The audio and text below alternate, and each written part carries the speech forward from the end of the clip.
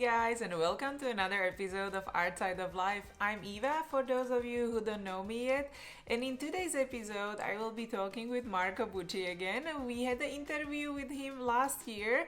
It has been a year again already, the time flies so much. Here are some artworks from Marco, which are super amazing and colorful and very lively. And in this episode we will talk about what are his experiences in teaching and what changed along the way during this year. And before we start the interview, I would like to thank AstroPad for sponsoring this video, because AstroPad can turn your iPad Pro into wireless graphics tablet for your Mac, and you can use Photoshop and Illustrator directly on your iPad, which is super convenient and easy. And I really enjoy drawing on the sofa, where I just want to relax, and if I want to just add some details to my paintings, I want to still use Photoshop, and I can do it now with AstroPad and using all my custom-made Photoshop brushes if I want to add textures and other details to the portraits. And guys over at AstroPad gave us a discount with the promo code ARTSIDE, so you can use your 10% discount for the studio licenses. You can just go to artsideoflife.com/AstroPad and use your promo code. And now let's just get to the interview. So, hello guys, and welcome back to the next episode of Art Side of Life, and I'm super happy to have Marco again here. Hello! Hey Eva, thank you for having me back. Oh, thank you so much for joining, and basically this episode will be about what is new with you and like what is the update and what's changed from last time. So kind of, yeah, if you want to give the intro to this, and then I would like to talk about your YouTube. Sure. Well, I can't believe it's been a whole year since we last spoke. I mean, we chat with email sometimes and keep each other updated. We still have to get together somewhere in Switzerland or Munich because sketching somewhere, right? Yeah, sketching somewhere because my time in Europe is coming to a close very soon. Yeah. Moving back to my home country of Canada in November because I'm here. I work freelance, so I can work anywhere in the world. My wife got a job in Munich, and we've been here in Germany for 3 years now, and it's it's been awesome. But we're gonna move home in November, so that's new. And I've been on YouTube a lot more. Yeah, that's big, yeah. And I've just been doing my thing here, working, doing my own art, doing my own teaching, all that stuff. Like, kind of the focus changed for you a bit, or not that much? Like, what is the most time you spend on the project, or kind of where is the biggest time amount you invest? Yeah, well, I guess the major shift would be I spend a lot more time crafting my YouTube videos in the past year. Yeah. I made a pact. I might have mentioned this last year on the podcast that I made a pact with myself to try and get a video out per month. That was like my new goal. I had a renewed energy for putting lessons out on YouTube, and I have I think in the past year I've only missed 2 months. And actually, this month is one of them. I'm missing this month. I'm just too busy. I'm going to visit my family back in Canada.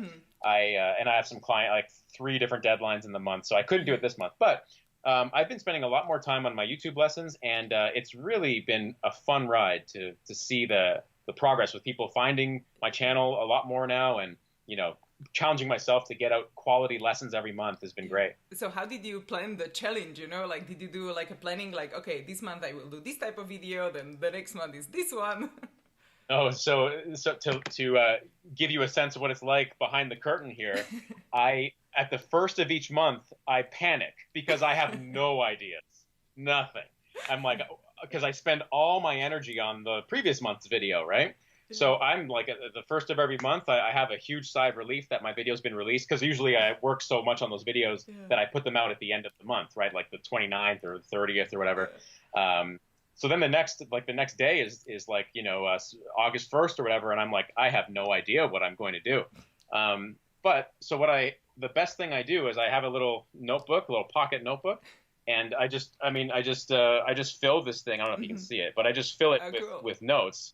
Yeah, and I have like tons of these. I just rifle through them, and I just write down anything about painting. Like, I keep it in my pocket, and I just write down things. So if like I'm painting all the time, right? And sometimes I'll do something and like with a shadow color, and I'll say, oh, that might make like a good lesson, like thinking about shadow colors. So like that's my most recent video is about shadow colors, and that's how it started. I was doing a painting, thinking about shadow colors in my painting, and I just started writing ideas down and like fundamentals that I adhere to over and over. And that 30 hours of editing later, that became a YouTube video. Yeah, because that's what I was just about to ask you, like, how long do you spend on editing? Because you have so many things happening in the video and they're like really tight and like on the point.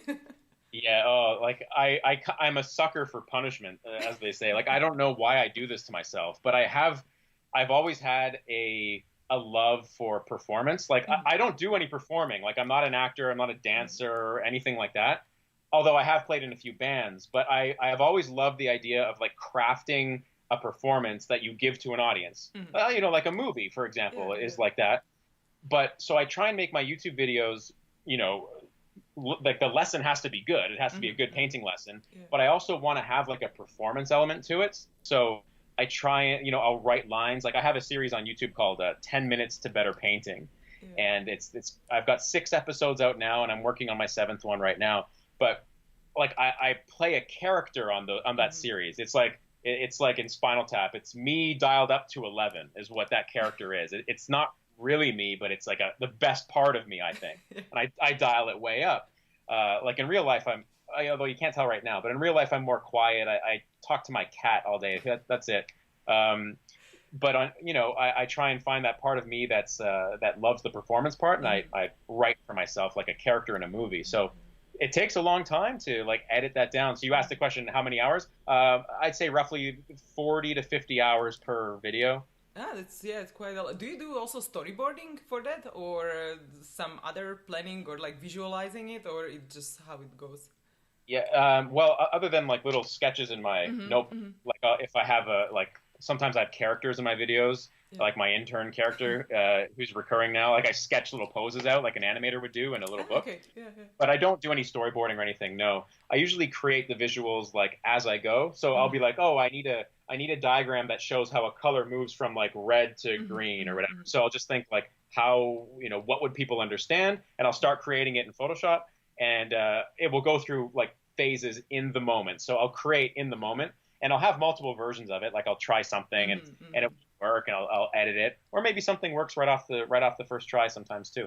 And so did you change the strategy from the time like last year, because you didn't have you had 1 or 2 of these 10-minute tutorials, right, on YouTube at the time, I think. And so my first one was it was just like that. If you thought like, okay, this is the video you are going to do like from now on, or did you thought like, okay, maybe I'll implement the other ones, or you knew like, okay, this is working? Oh yeah. So for the 10 Minutes to Better Painting one, I had originally planned it for like 5 episodes.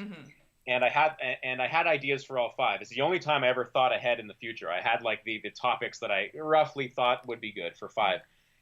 But I quickly found out they take me so long to make. Like those videos are way up. Like that's like the 50-hour mark. So I realized very quickly I can't do that every month. I just don't have enough time. So because I work freelance as well, and I got to spend time with my wife too, right? So I can't do that every month. For those videos, right? Yeah. So that's right. I need way more patrons for that. But so I began filtering in other videos in the cycle. And if you notice, like if anyone watches my YouTube channel, you notice in the 10 Minutes to Better Painting, I'm like playing that Marco dialed up to 11 character. But in my other videos, I'm just me. Like I'm not trying to be funny or jokey or performy. I'm just talking. I still edit those though to make sure my talking is very coherent and precise. But I'm not trying to like play a character on those ones. Oh, but that's, really cool, because actually I had to tell you, because I went to this sketch class and I met this architect guy, and he was like, oh, so you do this podcast? Oh my gosh, I saw Marco Bucci there. And I'm like, oh, okay, you watch my podcast and you saw Marco. And so, yes, I watch his videos all the time. And so he's like a full-time architect, and then he's watching all the videos, and he was just talking about this like intern guy as well. And I was like, oh my gosh, so that's awesome. So people actually that's awesome. That's relate super. To that somehow. What a small world. You know what's funny about that intern? People got mad at me for abusing a fake... You were mean, yeah. And the funny thing is, that character is me. Like look, I have like this curly kind of hair, like that. The intern is actually me. So it's almost like people don't know that, but you know, not everyone got mad, but I got a few messages like of people actually feeling emotion for this fake character, and it was funny because like actually. Yeah, but I appreciate that. It means that the performance like resonated, but or the you know the, like, as a short film or something. But I originally thought it was just funny. Like I thought it was funny. I showed it to my wife, and she was like, she couldn't believe it. She's like, you can't do that. Like she was almost like she wasn't crying, but she was like, I feel so bad for this cartoon character that I created. And I'm like, okay, so like I want to have that in the video. So what I did was I just re-recorded it a little bit because originally my original take on that was I was actually trying to play anger for real. Like I was actually angry. So then in the re-record, I just kind of made it a little more jokey, but still people were really sad. But don't worry, folks. He's coming back in episode 7 and he's going to be all happy and everything's fine. Yeah, enjoying. So he will be learning with you, not only doing coffee, right? So that's the point. And so when you are planning these videos, then is there something else you do with your community? Then you talk on Patreon, right? So how does it differ? Like what can people expect if they go, and they should probably go to support your Patreon, right? So everyone listening or watching, go check it out as well. So maybe you can tell us a bit more what you do there and what people can learn from you there. Oh, thanks for the plug, Eva. I appreciate it. It's it's patreon.com/Marco Bucci.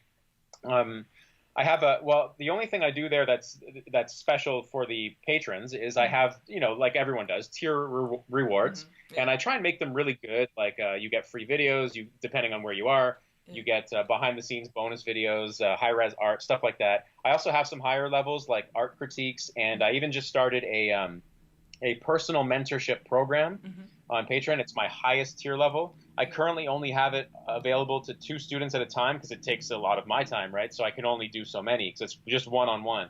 But I do plan on opening that up to more students in the future. So that's all at my Patreon.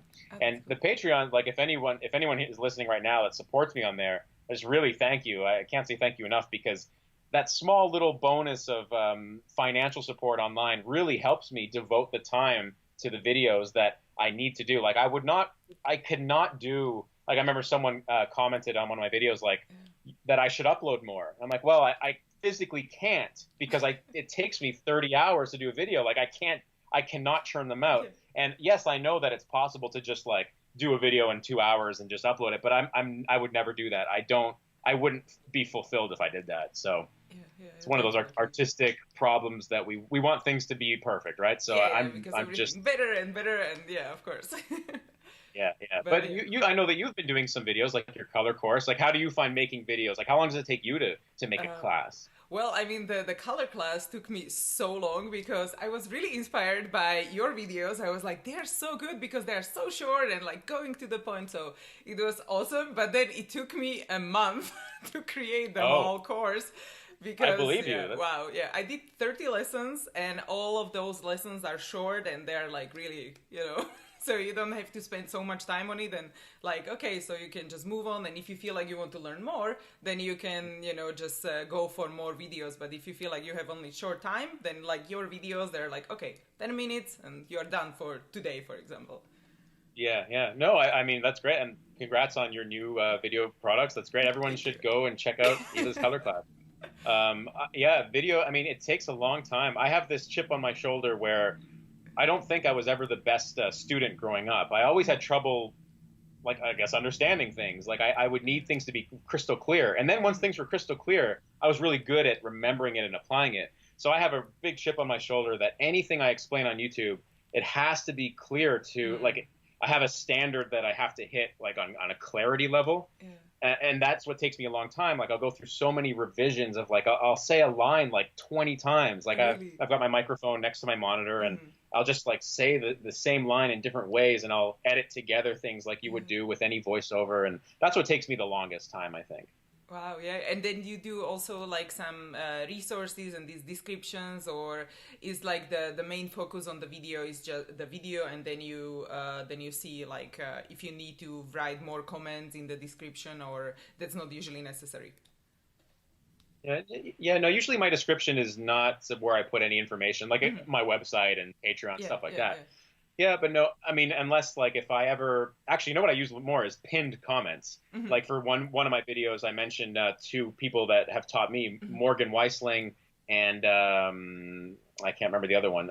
Joseph Zabukvich. Hmm. And I wanted to mention to people that they are very good teachers, so I made a Yeah. comment and pinned that comment for people to Hmm. go check them out. So I use pinned comments Ah, for good, cool. crucial information. Yeah, Yeah, yeah, yeah. I do that. That's a good thing on YouTube. Yeah, so people notice yeah. the comment. And what I also wanted to ask you was about the teaching in general, because there are like a lot of artists. They have awesome skills, right? That they maybe would like to teach, but they feel like they are not there yet. You know, have you ever felt like you are not ready or not good enough to start teaching before you started? With teaching, I was Mm-hmm. kind of thrust into teaching early. Like I've been teaching for 10 years now. So when Mm-hmm. I first started, I was thrust into it because I was my very first art teacher was away one day. He was sick. So he Yeah, called me and he's like, "Can you substitute for this class?" And it was the class that I had just taken from him like, a month ago. So yeah, I was scared, but I was like, okay. And that was my first teaching. I was teaching like gesture drawing to new artists. And at the time, I was a new artist. I definitely should not have been teaching, but because I had just done the class, I could kind of remember what my teacher had taught me. So I just kind of regurgitated that. So that was my first time teaching, and I do like I really value clear communication. mm-hmm. So right from that day one, I tried to make sure I was teaching people the best that I could. So Yeah, I don't think I ever felt unprepared to teach, but I do know the feeling of being unprepared for a new job. Like I recently had a big job for Disney, and when they called me describing it, I was like, oh boy, this is going to be insane. yeah, And I don't like I was scared. I had those the butterflies. I was nervous, yeah, yeah. but I've learned that feeling is good. That's what you want, right? Yeah, so you were basically pushed into that class, and then you felt like, yeah, it's okay, and because you basically like, yeah, maybe you were born to do it. So the Yeah, teaching, yeah. Well, I think it's in my blood. My mom is a yeah, teacher, yeah, lifelong educator, and I think just growing up, I would be surrounded with teaching materials, and so somewhere I think it rubbed off on me, and yeah, that coupled with it's weird. I think I'm an introverted person, but when I'm talking about art, like mm-hmm. right now with you, I Yeah, just go. It's the one part of like my life where I can actually feel like I'm extroverted. So with teaching, I've never felt unprepared. But mm-hmm. when I make a new video, like I said earlier, just a few minutes ago, I don't like at the beginning of the month. I'm nervous because I have no idea Yeah, what the video is going to be about. Not only do I not know what the video is going to be about, even when I know that, I have to be like, well, how do I possibly present all this in 20 minutes or 10 minutes? yeah, So that's the next challenge. So I definitely feel like the challenge of having to mm-hmm. create a lesson. That's always like at the pit of my stomach. It's like, oh, I got to go through this So how again. to kind of condense Yeah, it, right? yeah. But I know, like I just know I've been through the process enough times. Like you start here and then you stack a block on top, stack a block on top, and you just keep stacking those blocks until you have 100 blocks stacked up on each other. And Yeah, that's how creativity works for me. yeah, but I mean that totally makes sense. So anyone like watching now and they're thinking like, okay, I will start something, then just start small, right? And so don't be afraid to start. And yeah, that would be Yeah. like I the mean, thing. it's funny because you're totally right, Eva. That piece of advice is almost cliche because it's been said by so many people, but Yeah, it's really true. Like a lot of people look at a finished painting and they're like, I want my painting to be like that. yeah, But it doesn't work that way. Like if when I finish, for example, when I finish a painting, mm, I had no idea that the painting would look like that finish. I just started with something, and the one thing I start with is completely unimpressive. It's a line, or it's a brushstroke, or it's a word in my notebook, or a yeah, sentence. yeah, But then you just, you like I just said, you put something on top of that, and something on top of that, and then when you have enough things, suddenly those 5 things you have on the canvas or 5 words you have on the page, they yeah. create meaning together. That's And true. now you can be like, well, does that meaning actually support what I want to say or not? And then Yeah. you manipulate from there. Yeah, yeah, true, definitely. Because then, so everyone should again check your videos and see how it can be done and edited in a short time and a good message. So yeah, so thank you so much again for being here. It went by really quickly, but hopefully people get to this point as well, even though it's just YouTube videos are really short most of the time. So thank you again for being Thanks, here. Eva. Thank you for having me. Yeah, just put pencil to paper, everyone, and don't stop. Yeah, exactly. And thanks everyone really for watching, and see you guys in the next video. Bye. Thanks, everyone. Bye, Eva. Thanks.